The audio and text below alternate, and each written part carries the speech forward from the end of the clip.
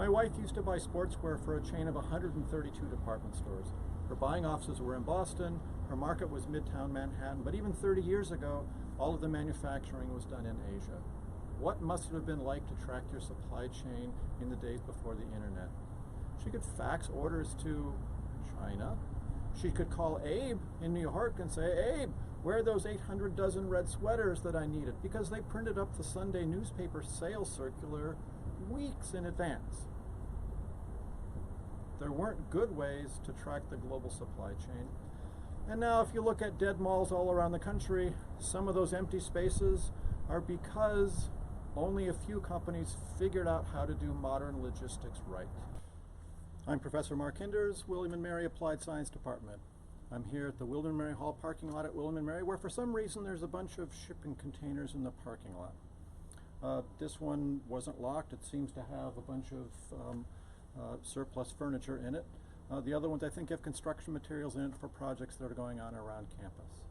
We've been developing a project the last couple of years to have technology that can track shipping containers anywhere on the globe so that you don't lose them, I don't know, in the parking lot, but more importantly, where they are at all times and whether or not they've been broken into. This one wasn't locked, I just opened it to do this video. There's two parts to the technology. One part is a GPS-enabled radio module that goes on top.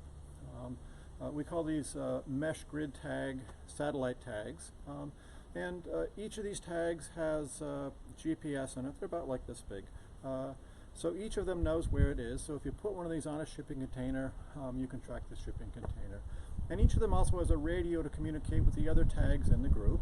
And then one in each group has the expensive Iridium satellite modem on them that shares that location information for all the tags and sends that off the satellite to back to the stakeholders wherever they happen to be. Because we're using Iridium, we get full global coverage. Anywhere in the Pacific Ocean, your factories in Asia or Africa, waiting to go through a canal, coming off the ship, getting on, putting on a train or a truck, we can track it all the way from the place where the container was loaded to your own warehouse here, for example, in Williamsburg. The second part of it is what happens on the inside. I'm not going to go in there because it's kind of hot today and it's kind of a mess in there. But on the inside of the container, we're using a new technology. We've been in my lab using infrared cameras for many years. They used to be very expensive, but in 2014, FLIR came out with a long-wave infrared camera that's about this big, and it's now an attachment for your smartphone. And the advantage of long-wave infrared cameras is it's very sensitive to body heat. So in this technology, we're putting long-wave infrared cameras inside the shipping containers in order to detect the presence of intruders breaking in. The challenge, though, is these very inexpensive imagers don't really have very many pixels to them. And so the challenge is, how do you cover the full inside of a 40-foot shipping container with a small number of pixels looking for the body heat of an intruder breaking in to steal your stuff? You might say, well, let's just do a fisheye lens. You can do fisheye lenses for long-wave infrared, but they're sort of exotic materials, and those are pretty expensive. Instead, what we've found works really well is to have a specially designed shaped mirror, and that mirror can be something simple as a polished brass or polished aluminum. And if you have the mirror placed in just the right place, say inside above the door, and that mirror is just the right shape, you can get pretty good coverage of the whole volume of the shipping container. And then we write machine learning algorithms in order to automatically identify the presence of a human from these low resolution distorted images coming off this shaped mirror. Vic Trujillo is a PhD student who's been working on this. He's graduated and gone off to his new job, but he spent quite a lot of time out here in the parking lot the last couple of years getting good data from the shipping containers that weren't secured. And so at a variety of different times of the day and night and different weather conditions, again because the heat of the sun or whatever affects the thermal signature inside, he got quite a lot of data of both control sets without anyone breaking into the shipping container, and then a variety of data of people coming in through the door of the shipping container during the day, during the night, and then developed a machine learning algorithm to automatically identify the presence of humans breaking into the shipping container. And we'll put a link to Vic's dissertation and other sorts of materials in maybe the description of the video.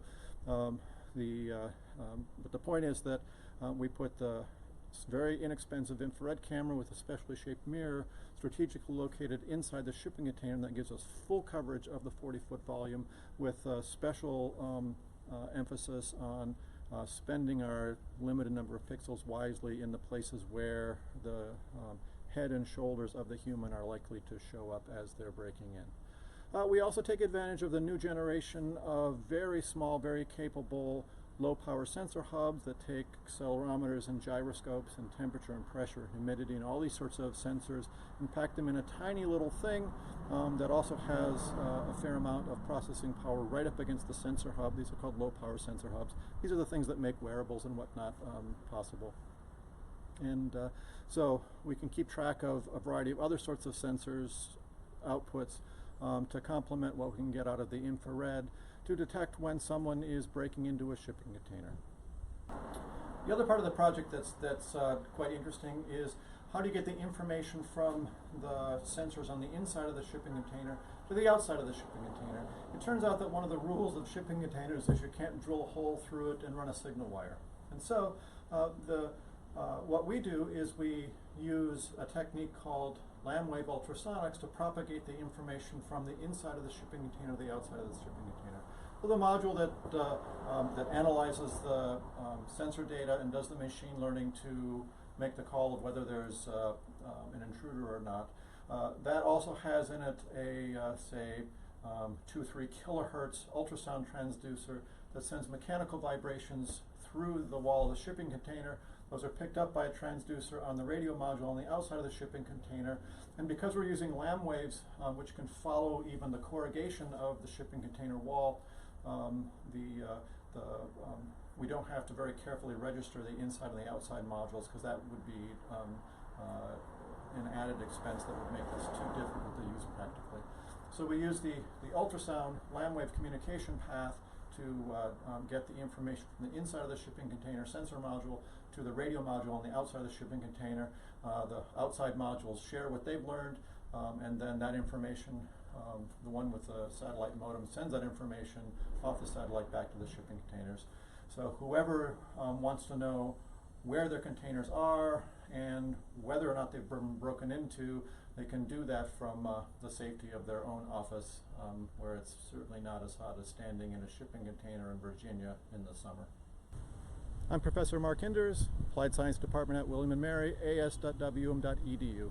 Standing over here in the shade now, just to let you know that we'll post information about the container tracking project and other things we're doing in the lab on our website. Feel free to take a look there. Also drop me an email. I'll be happy to tell you more about the projects that we've got going on now and things that we're going to be doing in the near future.